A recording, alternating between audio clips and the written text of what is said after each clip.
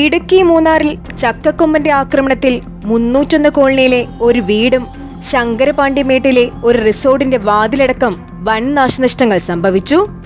ചക്കക്കൊമ്പനുമായി നടന്ന ഏറ്റുമുട്ടലിൽ മുറിവാലൻ കൊല്ലപ്പെട്ട ശേഷം ദിവസങ്ങളോളം ആനയിറങ്ങൽ ഡാമിന്റെ പരിസരത്ത് കഴിച്ചുകൂട്ടിയ ചക്കക്കൊമ്പൻ ഇപ്പോൾ പകലെന്നോ രാത്രിയോ എന്നില്ലാതെ ആക്രമണം അഴിച്ചുവിടുകയാണ്. 301 കോളനിയിലെ ഒരു വീട് തകർത്ത ശേഷം ഇന്നലെ രാത്രിയോടെയാണ് ശങ്കരപാണ്ഡ്യമേട്ടിൽ ആക്രമണം അഴിച്ചുവിട്ടത്. മുൻപ് അരിക്കൊമ്പനെ പിടികൂടി നാടുകടത്തിയ സമയത്ത് ചക്കക്കൊമ്പനെയും പിടികൂടണമെന്ന ആവശ്യം ഉയർന്നിരുന്നു.